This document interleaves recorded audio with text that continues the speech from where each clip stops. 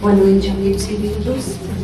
Mais uma vez, estamos aqui para dar continuidade ao nosso compromisso com a espiritualidade maior, no estudo do livro, né? No mundo maior.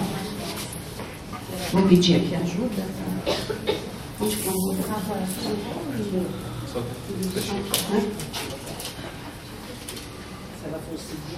Falaremos então sobre o capítulo 15, né? Um pequeno resumo, como os senhores todos já devem ter lido muitas vezes esse livro, já tem uma ideia do que nós vamos tratar. Eu quero só recordar, né, o capítulo 15. Estivemos hoje até ouvindo o nosso CD, que foi gravado com a doutora Marlene, no nosso programa Diálogos Médicos, quando nós estudamos esse capítulo também.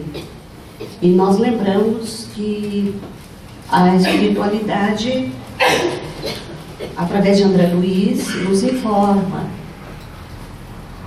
que durante todo o trabalho do André Luiz, de uma semana de visita a certos locais da espiritualidade, auxiliado e dirigido pelos assistentes, no caso Calderaro e Eusébio, né?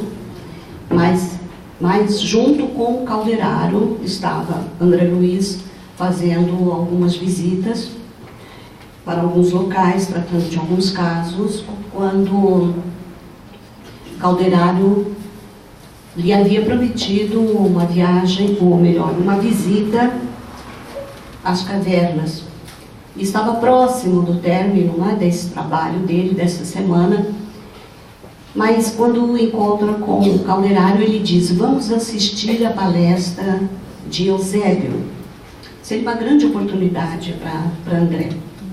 Então, nesse capítulo, ele nos diz que será tratado de condições de encarnados e desencarnados, que recebem valiosas lições, aprendizados durante o sono. Então, ali é tratado falado sobre dogmatismo, divisão humana da fé, enfim, sobre essa história toda que gerou tanto problema dentro da doutrina durante muito tempo, né? No campo da fé, da religião. Então, é enaltecida nesse capítulo, né, a união fraternal vivenciada por esses heróis anônimos que participaram da vida, das aflições dos então primeiros aprendizes da Boa Nova, mostrando então tudo isso que nós dissemos em termos gerais, ter os sacerdotes políticos que dividiram em várias escolas a religião, que é o amor universal do Cristo, né? Fundada por Jesus, logicamente, que resultaram em vários problemas, desvarios, né, no campo da fé.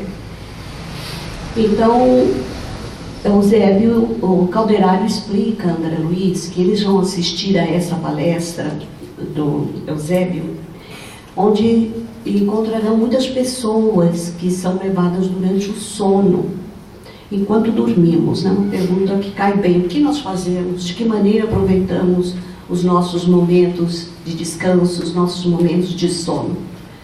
Então, a Assembleia era mista, né? Formada por vários ramos, mas no caso aqui, católicos romanos e protestantes das igrejas reformadas. Nós vamos falar um pouco das igrejas reformadas na próxima semana, porque é um lado mais vasto, e damos um início hoje e depois falaremos mais sobre esse problema que está muito bem explicado no livro de Leon Denis, Cristianismo e Espiritismo. Então, o Calderaro começa a explicar, antes que ele chegue próximo de Eusébio, Calderaro já explica que essas pessoas que estarão fazendo parte desse encontro, eles são menos dogmáticos, eles são muito mais têm muito mais virtudes e são muito mais sensíveis durante o sono, o desdobramento do sono. Eles se tornam mais sensíveis por causa daquela influência direta, né, com o plano espiritual. E são pessoas que são dignas, realmente, porque já têm virtudes conquistadas. e por isso eles gozam deste, vamos dizer, deste conceito positivo, né, no plano espiritual para esse aprendizado. E também, não só encarnados durante o sono, mas também desencarnados, né, que são alertados sobre isso que nós chamamos o dogmatismo e a divisão humana da fé. Então, a Assembleia dos Encarnados, formada por esses protestantes e religiosos das igrejas reformadas, eles são alertados, né, quanto o dogma, acho que aqui eu repeti, desculpa, e erro de sacerdotes políticos, né, isso que nós vamos falar na outra semana. Então, vai ser enaltecida o que é a união fraternal, né, dessas pessoas que estarão ali, que conviveram com essas aflições dos primeiros cristãos. Então, o Calderaro, como nós já sabemos, é aquele assistente especialista em atendimento na crosta. E ele tem muita experiência na área da psiquiatria iluminada. Inclusive, eu indico aos senhores um livro, um pequeno livreto, chamado Psiquiatria Iluminada. É escrita por um psiquiatra, inclusive estudamos o livro lá no nosso grupo de atendimento voluntário do Hospital das Clínicas, com o nosso Dr. Rigonati, que é o nosso diretor, e ele indicou esse livro. E é muito interessante porque fala muito desse outro lado, vamos dizer assim, não é o espiritismo kardecista puro como nós praticamos. Existe um tratamento baseado em trabalhos que foram feitos para certas pessoas que chegam completamente desorientadas, e esse psiquiatra vai dar atendimento a essas pessoas. E ele tem uma formação muito boa, é um espiritualista muito fiel, e ele dá uma boa noção para nós, assim, desse outro lado da doutrina que também deve ser respeitado, né? Então, com André Luiz, então, esses trabalhos com o instrutor Eusébio, para ele era uma novidade. E quem era Eusébio? O senhor já deve, talvez lembre, né, que ele é realmente um servidor do Cristo, com muitos méritos já conquistados, já está no plano espiritual há muito tempo, né, e trabalha em auxílio aos companheiros necessitados relativamente espiritualizados, porque ainda estão ligados ao círculo carnal. E também aqueles que estão libertos do corpo físico e de mentes ainda desequilibradas em zona intermediária. Então, o Eusébio atende de uma forma abrangente espíritos que estão mais ou menos já engajados no equilíbrio da doutrina e aqueles que ainda, por terem virtudes, eles merecem realmente essa atenção do plano espiritual para receber esses conselhos do nosso Eusébio. Eusébio, então, renuncia a muitas coisas desde que está no plano espiritual, né? Ele é muito simples, muito humilde, e então ele sempre deixou para lá outras coisas que ele poderia crescer mais ainda no plano espiritual, fazendo outros trabalhos, mas ele preferia atender os humildes em zonas intermediárias do plano espiritual. E ele então dirigia essa grande instituição, onde essas almas situadas entre as esferas superiores e inferiores, com muitos problemas, muitas indagações, muitas perguntas, muitas orientações necessitavam. E apesar desse acúmulo e dessa dedicação ao serviço, ele semanalmente, realmente, ele descia até a crosta. E nessa região, ele atendia aos encarnados enquanto dormiam, e para que lhe ouviam realmente as orientações. E no mundo espiritual, ele atendia aqueles que eram relativamente espiritualizados e candidatos ao discipulado, queriam realmente já trabalhar, né? E, então, Calderaro ainda não havia sido, o André Luiz não havia chegado ainda perto de Eusébio, e é Calderaro que fala, né? Que André, importante compreender que a proteção divina desconhece privilégios. Então, vocês imaginem, um conjunto de pessoas, eram muitas, eram centenas de pessoas, nas mais diversas condições, mas que já mereciam aquele atendimento de Eusébio, né? Ele então deixou bem claro dizendo: a proteção divina desconhece privilégios e que a graça celestial surge do esforço terrestre, assim como o fruto sempre surge em meio à folhagem. É assim que nós devemos esperar os privilégios, né? Quando nós realmente estamos dedicados, empenhados nesse esforço aqui ainda, enquanto encarnados.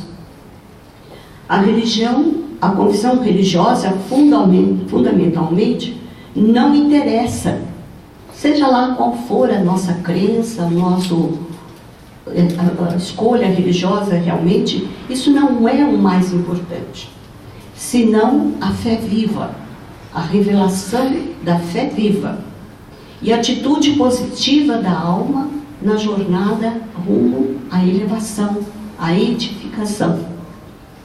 Então, Calderari diz: André, onde houver colaboração digna do homem, ali se acha o amparo divino de Deus.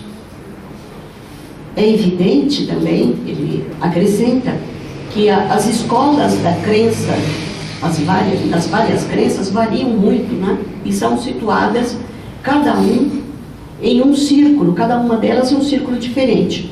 E quanto mais imperfeitamente desenvolvido é o curso do entendimento religioso for, quanto mais imperfeitamente for desenvolvido o curso do entendimento religioso, maior é a combatividade inferior.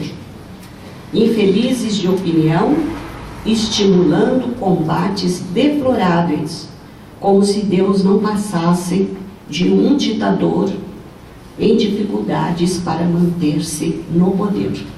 Quer dizer, aqueles que frequentam e que se dedicam a essas crenças, dependendo da maneira como se desenvolvem e dependendo dos ensinos que recebem, eles têm posturas diversas, né? E muitos, devido às opiniões desencontradas, desacertos, isso gera realmente uma situação mais crítica e cada um quer fazer a sua moda, essa sua crença. É a minha religião, é assim que tem que ser. Então, dentro de um relativo egoísmo, né? Então, o espiritismo evangélico é núcleo prodigioso de compreensão sublime, com bênçãos de conhecimento e amor, portanto, considerado uma escola cristã mais elevada e mais rica.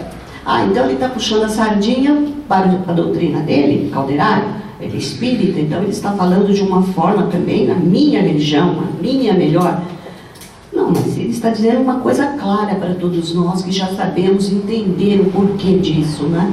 Onde está a riqueza da nossa doutrina? Por que nós nos dirigimos assim às pessoas quando falamos da doutrina espírita? A maneira como nos expressamos não é querer ser vaidoso pela nossa doutrina ou puxar, vamos dizer assim, mais para o lado do espiritismo e desprezar as outras religiões. Não é isso. Mas o espiritismo cristão já é reconhecido, acatado e respeitado em todos os tempos da humanidade, não com esse nome.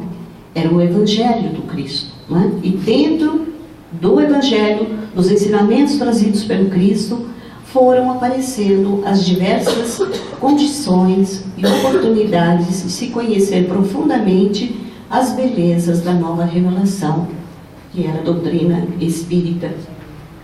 Então, ele diz, André, o espiritismo evangélico é núcleo prodigioso de compreensão sublime, bênção de conhecimento e amor, portanto considerado uma escola cristã, mais elevada e mais rica, pela pureza dos seus ensinamentos, do seu conteúdo, né?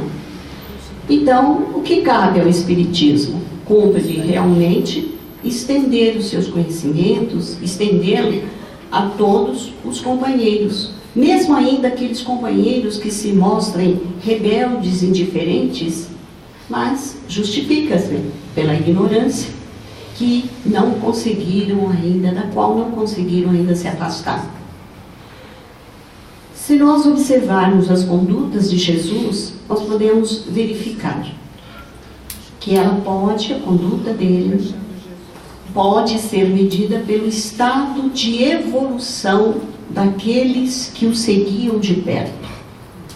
Jesus tinha uma postura toda especial para cada criatura, para cada grupo, para cada ser que dele se aproximasse.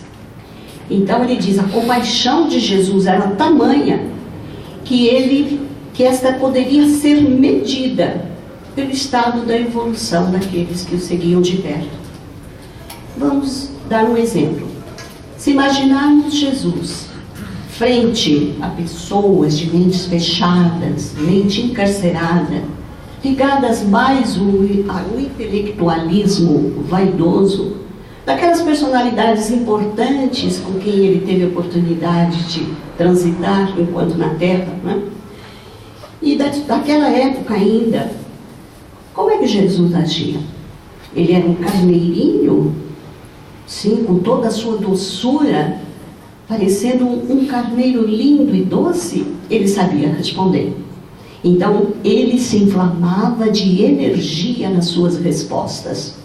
Ele tinha personalidade para olhar de frente para a pessoa e dar a resposta correta e cabível àquela mente ainda encarcerada naquela vaidade. Agora vamos ver o contrário. Frente a pessoas humildes, simples, e Calderaro lembra aquele último dia de Jesus em Jerusalém, quando ele foi exaltado, ou melhor, ele foi desrespeitado por aquele povo exaltado e ignorante, embora eles estivessem ligados a uma crença. Então, Jesus, como tratava essas criaturas? Humilde e silencioso, ele orava e pedia ao Pai o perdão para aqueles que o feriam, porque realmente eles não sabiam o que estavam fazendo. Então, acrescenta Calderaro, não esqueçamos que, acima de tudo, estamos numa obra educativa. No plano espiritual ele se encontrava, visitando diversos quadros, diversas condições de espíritos necessitados de um atendimento eficiente. Era uma tarefa educativa, ele disse. E salvar alguém, André, socorrê-lo, não significa tirar dele, o interessado, a oportunidade de luta. O Supremo Senhor, o Pai Criador, não se compraz com isso, com possuir filhos miseráveis e infelizes na criação. O que nós queremos dizer com isso é a infinita bondade do Criador para conosco, que muitos de nós cremos que conhecemos tão bem, né? Mas parece que vai levar muito tempo ainda para conseguirmos o entendimento ideal para saber das qualidades do nosso Criador. Entender que Ele nos aceita com todos os nossos erros, com todos os nossos defeitos e imperfeições. Mas isso não agrada. Então, através dos seus prepostos, Ele tem a condição de encaminhar uma condição melhor para cada um de nós. E de mãos cheias, Ele espalha muita coisa de bom, só ter olhos de ver, apenas esperando que cada um de nós se disponha a comandar tudo isso que recebemos com sabedoria, saber reger tudo isso como um próprio patrimônio seu. Como vemos, todos os setores do serviço espiritual reclamam a divina assistência. É o que ele orienta ao nosso André. Então André se aproxima com o caldeirado do local onde se encontrava Eusébio. E ele observa que naquela reunião não era tão grande o número de encarnados. Eram poucas centenas. Ele disse que era pouco. Mas eram assistidos por considerável quantidade de cooperadores daquela esfera em que se encontrava. E qual era o cenário? Ajoelhados, postados, com semblante sério e inebriados, totalmente envolvidos pela palavra do assistente Eusébio, ouviam-no então, e de uma forma atrativa, sentindo-se realmente irremediavelmente atraídos por ele. Então aqui nós perguntamos novamente: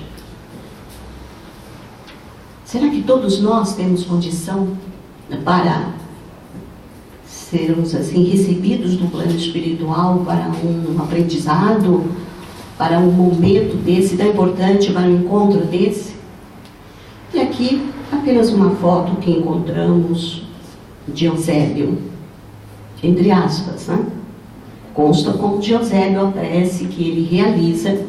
E quando estudamos esse livro, na Boa Nova, com a doutora Marlene, ela sempre nos dizia: vamos ler, vamos ver a prece, a preleção de Eusébio. A preleção de Eusébio é o capítulo 2 no Mundo Maior. Seria importante voltarmos a ler, né? Então, André, mediante aquele cenário, vendo aquelas pessoas postadas, ajoelhadas e com os seus semblantes tão envolvidos naquela atração por Eusébio, que era um ser de luz, aquela luz safirina, como eles dizem, né? Impressionava realmente.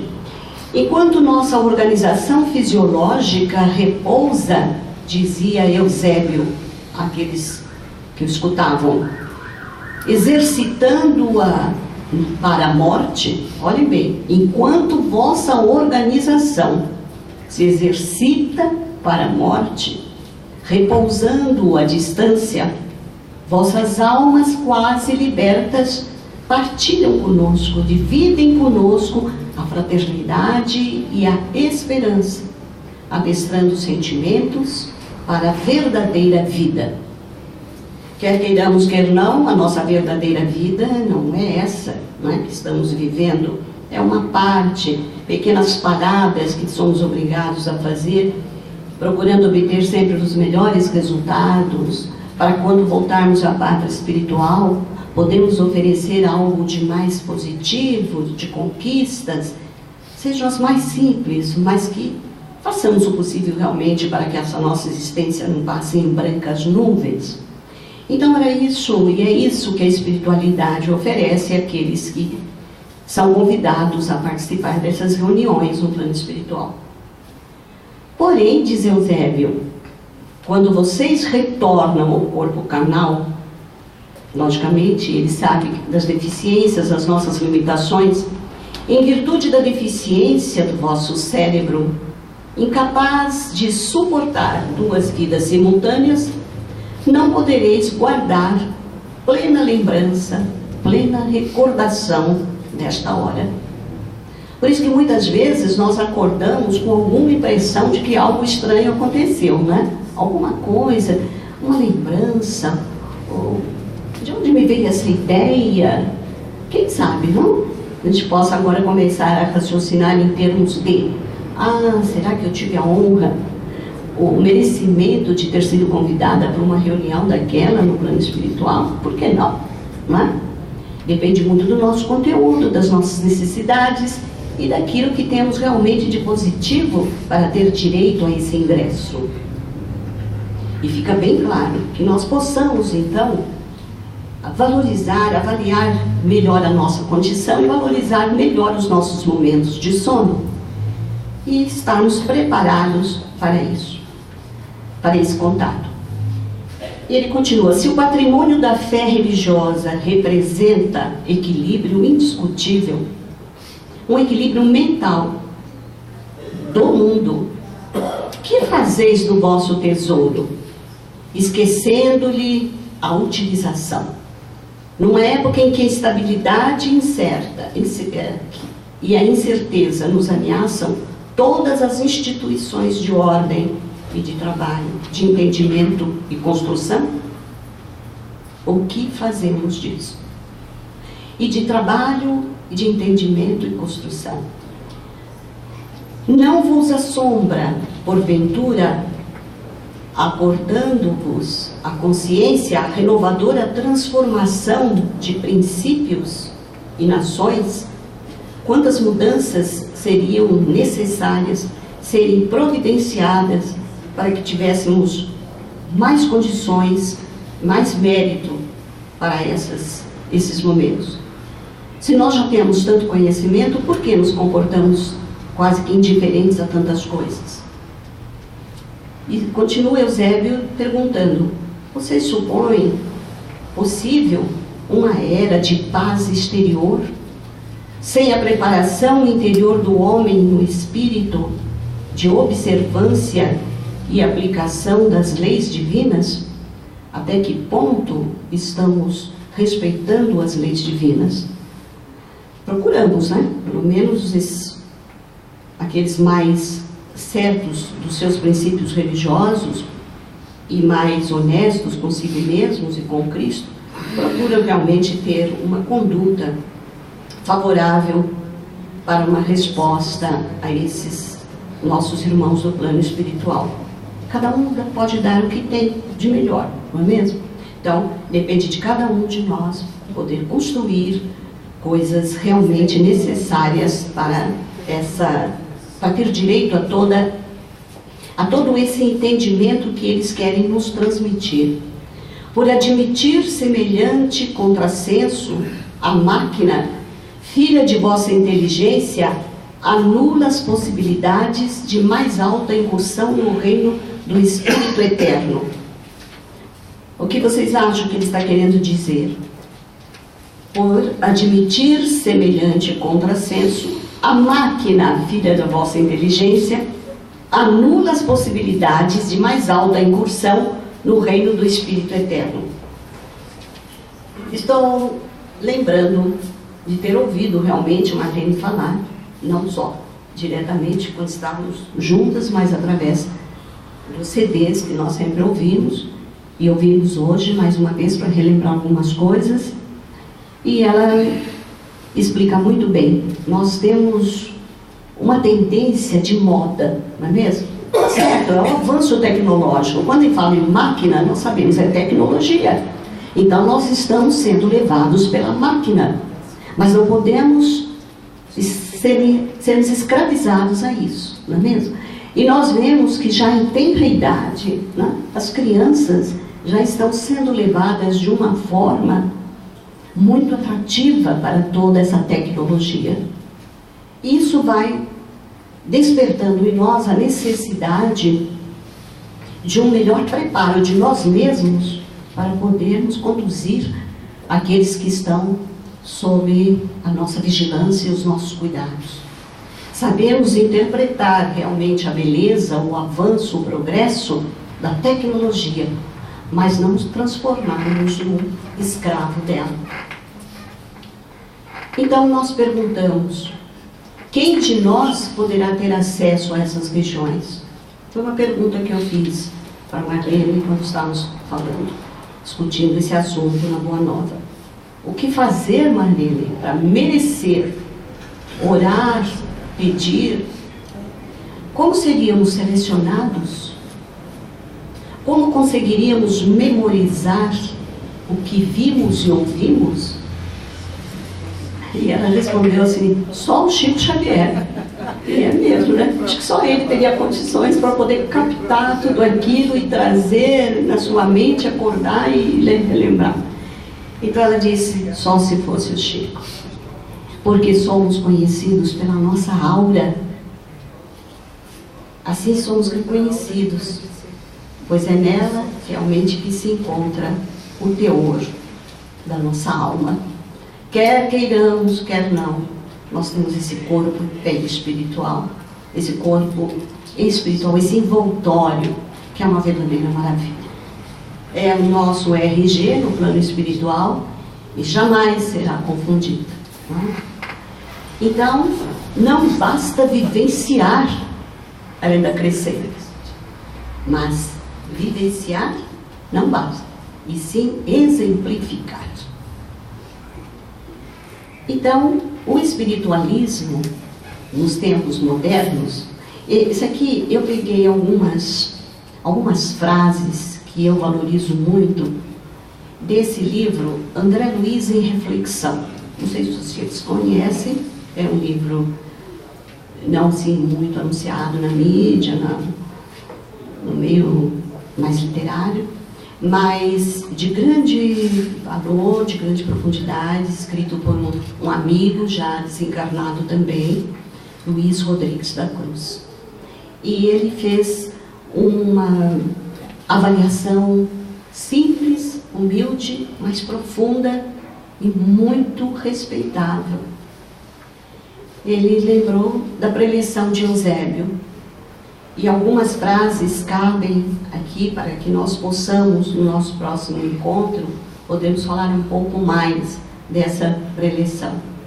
Então ele diz, o espiritualismo nos tempos modernos não pode restringir Deus entre as paredes de um templo da terra, porque a nossa essência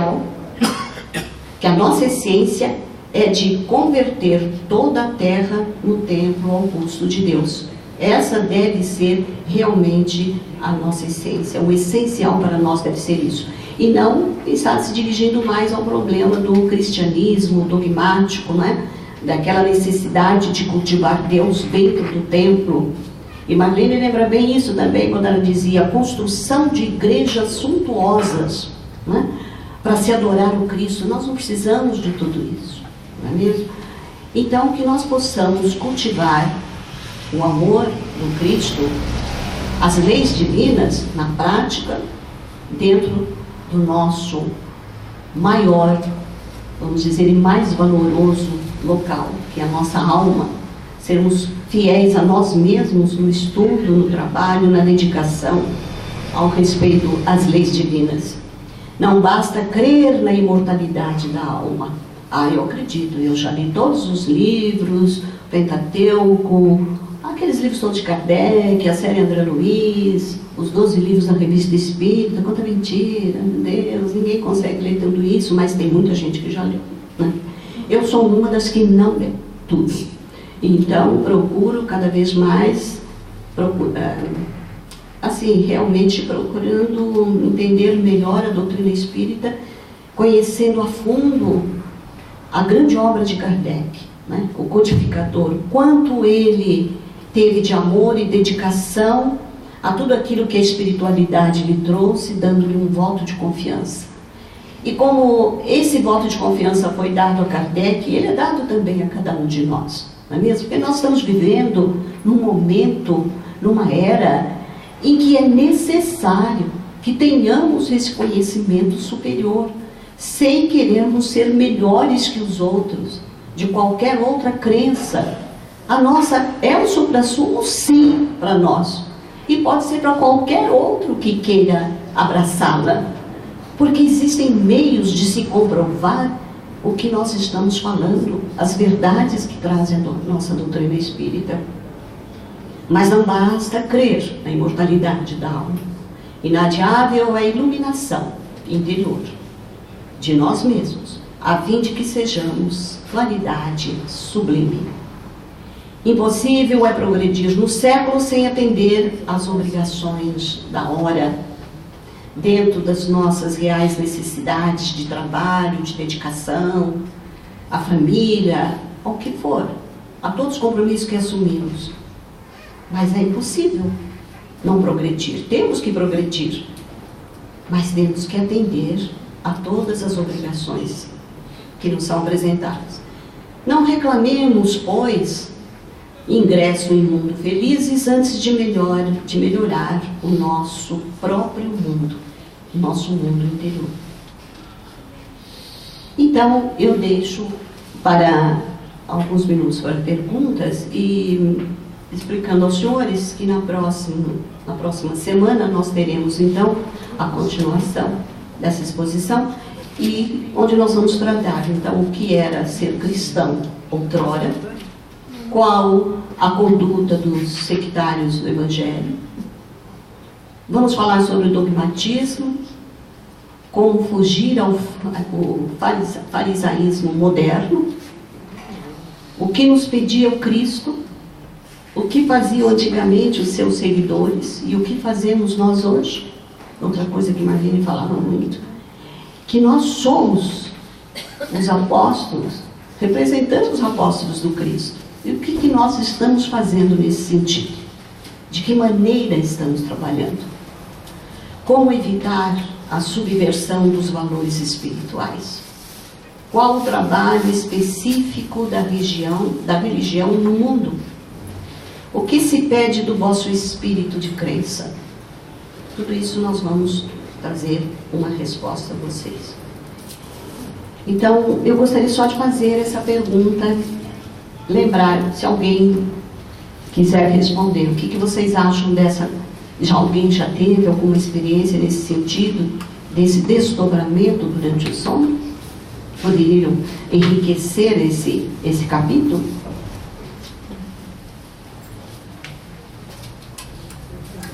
Ninguém? Ninguém? Nunca acordaram assim com uma sensação de... Isso é comum, não é? E vocês acreditam que isso tenha sido realmente um desdobramento? Acho que isso é importante colocar, porque nós não podemos julgar assim a nós mesmos. Acho que eu não tenho condição para isso, acho que eu não mereço. Né? Encontrar com Eusébio, ouvir os conselhos desse grande instrutor no plano espiritual. Será que eu teria a condição disso? É uma questão de consciência, né? Porque todos nós somos espíritas e cada um com uma bagagem diferente, não é mesmo? Mas acho que todos nós, pelo menos, estamos sabendo conduzir a nossa vida dentro dos parâmetros trazidos pelo Evangelho do Cristo. Todos nós que levamos a sério a doutrina, praticamos o amor, a caridade, e principalmente começando dentro de casa, a nossa casa, no nosso lar, que é o local da grande luta, dilema, talvez, porque ali nos encontramos com pessoas diferentes, não é?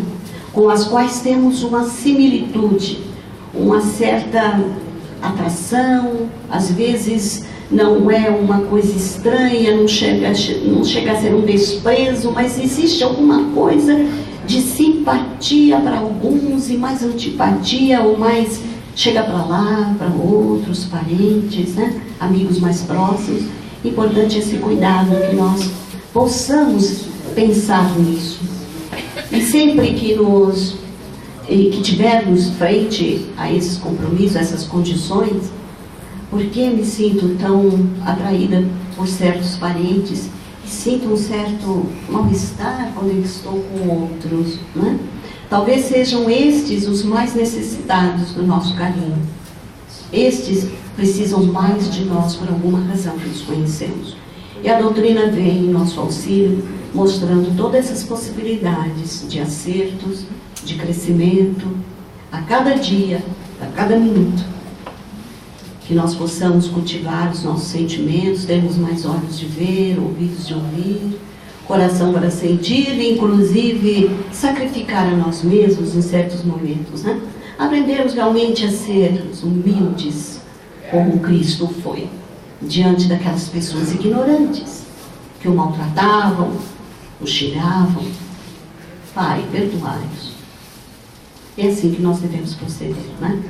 Que Jesus os abençoe, que nós possamos estar reunidos aqui na próxima semana para darmos continuidade a esse trabalho.